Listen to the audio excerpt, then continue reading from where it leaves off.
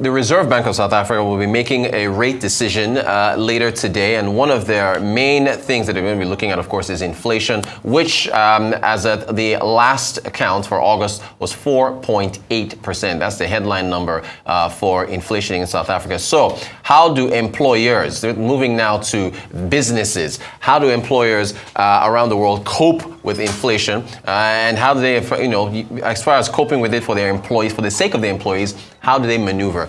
Joining us now to discuss further, Vumile Msweli, award-winning career consultant, CEO of Hesed Consulting.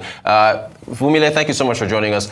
Good morning to you, I think, or is it good afternoon in Johannesburg? So how can we effectively support our employees during inflationary challenges to ensure their financial well-being? Good afternoon, Arotis, from a beautiful springtime here in Johannesburg, South Africa. As you mentioned, yes, we're expecting our inflation to hopefully stay the same, but we will hear from Lesetja, our governor, this afternoon. With that said, I think the key focus for most employers is how do they start diversifying the revenue across the globe so they're not stuck with just the financial impact in South Africa when it does come to inflation and supporting the employees. We're seeing a number of trends coming through in the country at the moment. There's been an increase in people diversifying their workforce, looking for labor that's a little bit more affordable across the globe in places such as the rest of the continent, as well as Asia, specifically an increase in the Philippines. And of course, we're also trying to diversify our revenue by saying, are we now tapping into other markets such as the US, which of course has been a little bit tricky with what's happened with BRICS here in South Africa, and also starting to say, how do we help our employers receive revenue just not from us as employers, but also from other sources across the globe, as opposed to just relying on us. Things have been very, very difficult here in South Africa, with an unprecedented increase in repossessions of homes as well as cars. Wow. So what about practical strategies then that can be employed to optimize employee benefits? So the first piece there for us is going to be, how do we sure that we're conducting a comprehensive compensation analysis, not just locally, but also regionally as well as across the continent. Are our employees currently competitively paid? If they're not, what can we do that is not just financial remuneration, that we can support them? So making sure that they're able to adjust to a cost of living. We're doing this by we're seeing an increase in employee wellness programs, specifically around financial coaching. Also ensuring that we're doing master classes, which has become a big trend, with financial experts to help people stretch their rands more than they did previously. We also see an increase in offering flexible work arrangements, more so than ever.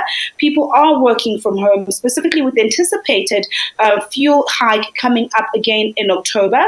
We're also saying, how can we expand non-monetary benefits?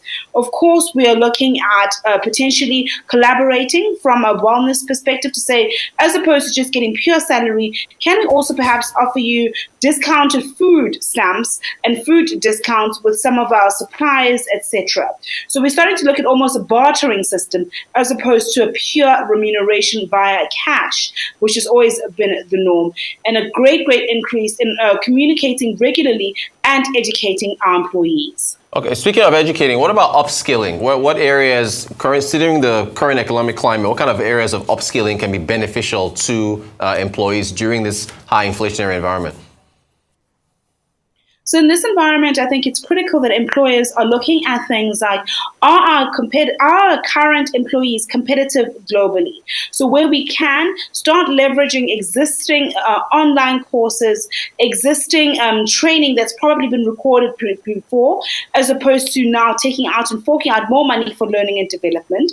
We are seeing an increase in spend when it comes to training and education around potential tax benefits, such as learnerships. So those are the trends where employers are really trying to make sure they're getting more bang for their buck whilst keeping that cost at a minimum.